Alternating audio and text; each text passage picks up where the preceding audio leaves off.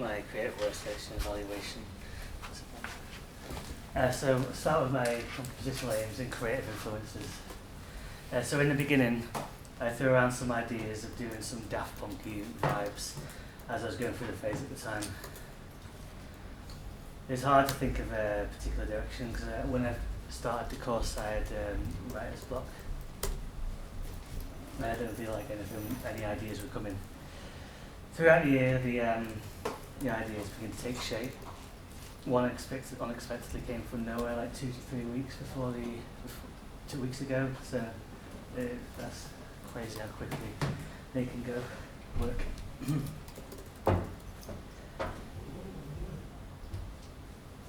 And that track felt like it was better than one of the ones I was going to use anyway. So yeah.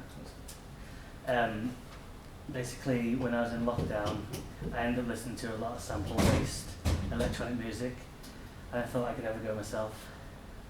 Bands like Odessa, Lane 8 and Burial were the ones I listened to the most, with a few of his suggestions thrown in on Spotify, so wouldn't know the names of them, just some of the tracks.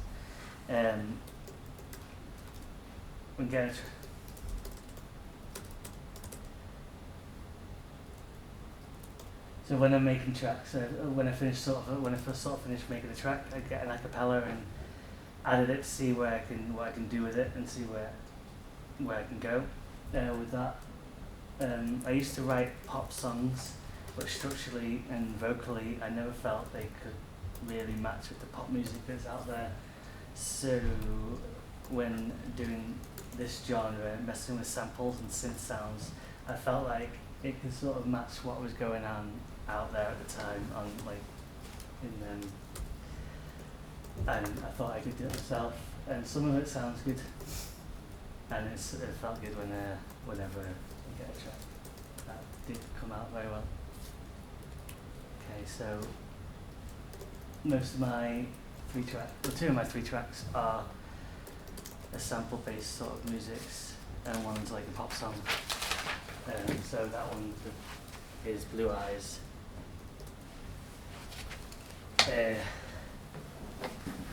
This was made from the beginnings of an Ableton Push project. It wasn't meant to turn into the song it was, and when I finished it, I felt like it needed lyrics. So it felt like it started off with the drums being made on the Push, and there's a little video here.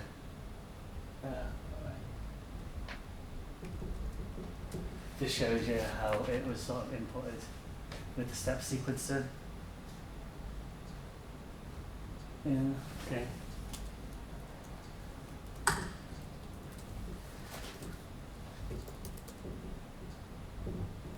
So yeah, the drums were made through that, and sort of the synth melody was made through that as well. It was made in the sequencer window with like loads of different tries in Ableton before being imported through the arrangement window.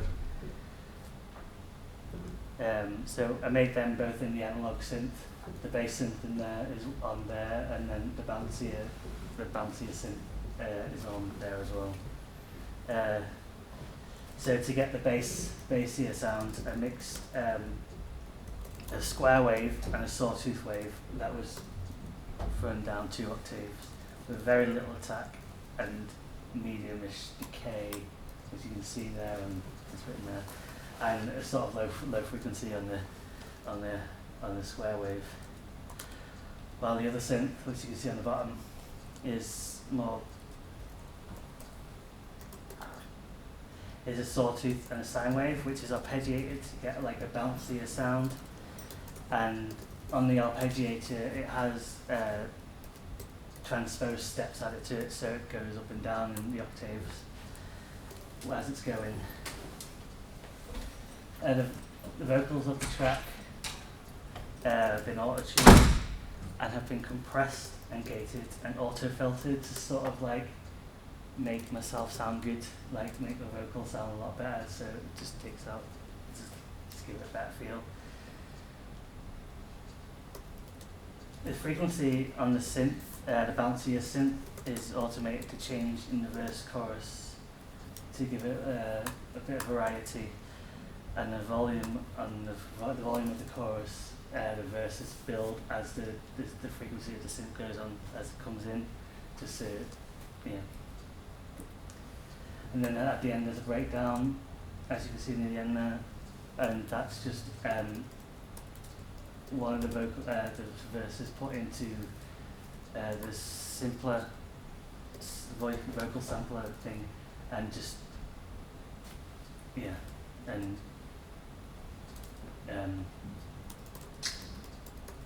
then that's sort of filtered to come in and out, and then it's got this the bouncy synth again on that to give it a good effect. So next track.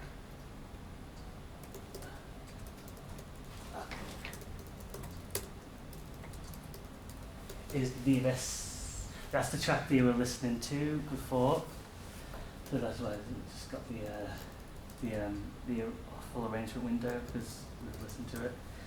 This track was one of the hardest that was to make, because it started off with a different sample, and it was basically going to be about a sample that I made for another track called City Life, and it was going to be about that, but it never really worked with the way I was making it, so I had to change the vocal sample.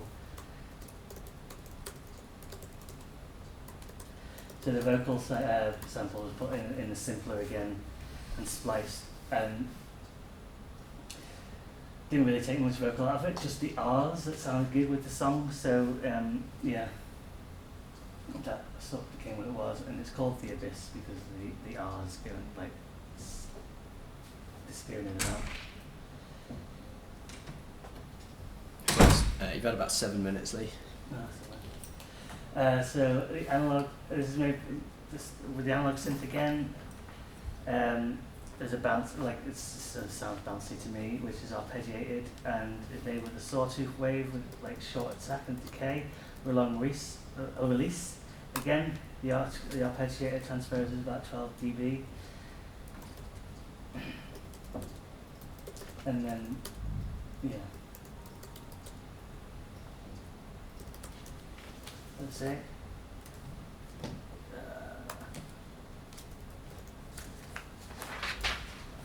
So I feel like the track builds up the synth and the vocal dancing together, and the drums being very trance-like with the brushes, a lot of brushes. Also with the bass. Next song. It's called Time Out. It comes from two songs, Destiny by 07 and Time Out from the World by Goldfrapp. The vocal sample from 07 is this one.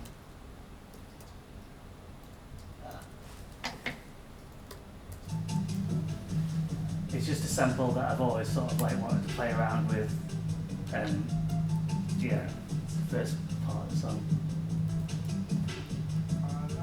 And that's been transposed as well. So.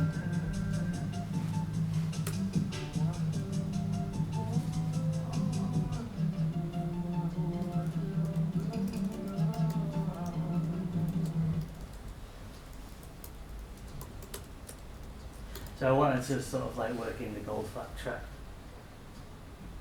but I wasn't able to, before I wasn't able to get the acapella for the song, so I just sort of, then there's now sites where you can do it, get the acapella. So I wanted a sort of slow sensual track about being by yourself, as the original Goldfrapp is very Goldfrapp track is very sparse, so when that sample comes in I kept it that way, with the vocal, a synth that made it sound like a heart monitor, and the sub bass with the use of a wavetable can pulsate fast or slow depending on how big the waves are. Also, the same echo bits I see now and again. The majority of the automation on the track is for the delay echo on the end, the same vocals and the same volume. Again, feels like it's gliding in and out rather than just coming in. This is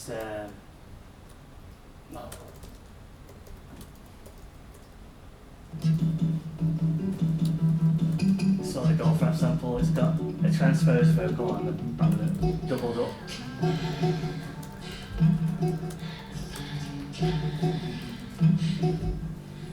Sort of solo it here just to hear the bass as well. when the waves go further apart, it pulsates faster.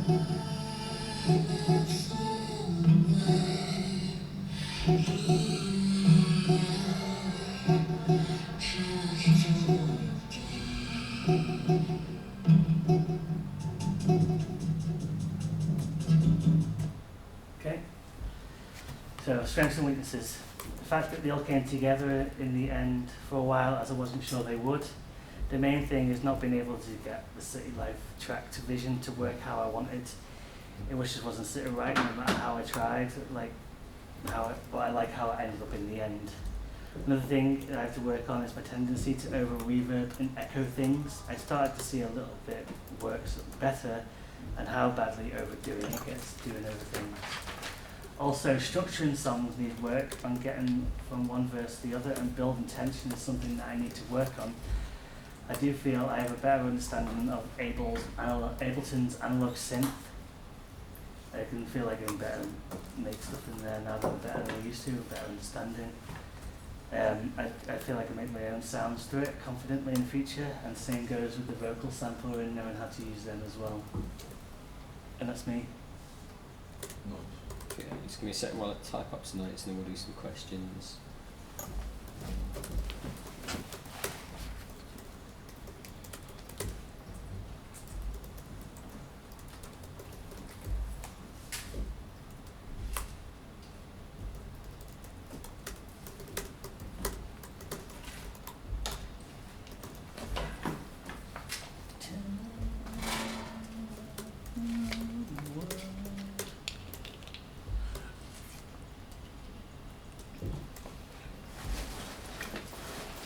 Okay, right, have you guys got any questions? Should we start with you? Asia, starting first. Any questions you want to ask Lee about his work or any comments? Yeah, so I'm correct in like some of the samples that weren't recorded by you, you like got them online, like, or was it kind of all recorded in by you? One of the tracks was my own voice, my own vocal sample, but two of the songs had samples from those songs. Do you find it easier kind of working with other people's samples or kind of samples that you can create?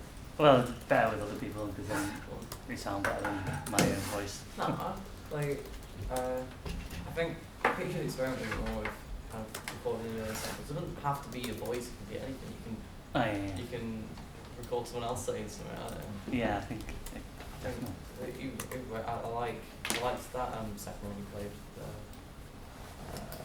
the one with like was it the kind of the piano, like kind of high bits? Oh yeah, that one. What, the golf rap one? Yeah. Yeah. I like that one. It was good. I think wasn't it a guitar, chopped up guitar? It was actually guitar.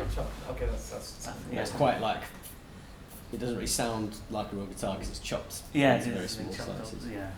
And it just made it sound like a little harmonic and stuff. It was good. Yeah, I like that. You got any comments, questions, Jack? No? Nothing to add. Okay, cool. Right, yeah, I think on the whole that was good. Covered quite a few different techniques. Some justification for why you did certain things. Maybe that's something that could be built on a little bit. So I suppose my first question is to do with that. So you mentioned your synth sounds. You kind of explained quite a lot. I use this oscillator, I use this envelope settings. So there's some quite accurate things, quite detailed stuff there. But that was one area where I didn't really think, where you kind of said why you use those or why you thought they were effective or how the kind of end result. So can you think of any of those synth sounds that you made and just reflect on that kind of? I think the one with me singing on it, because it sounds like it's got a feeling of like 80s being out, it's like a nostalgic feeling, and I think it fits with the song because it's like that feeling. I don't know. I like the feeling of it that I got, so that's why I left it. Okay, so was that a case? Did you kind of think? I guess what I'm trying to say is, was that as a result of the specific kind of parameters you changed, or was it just Well, I you think kind of kept when- experimenting and then you got to the point where you're like, yeah, this is. It got to like when you put the arpeggiator on it with the subsetting on the arpeggiator, it made it sound the way it did. So I thought, oh, that was good, and then kept it like that. Okay, so it's more to do with the settings on the arpeggiator. Yeah, kind the of way generate it like sort of melody. transposed and stepped up on the steps of it as well. So it just kind of made it sound like it did. I can't explain it.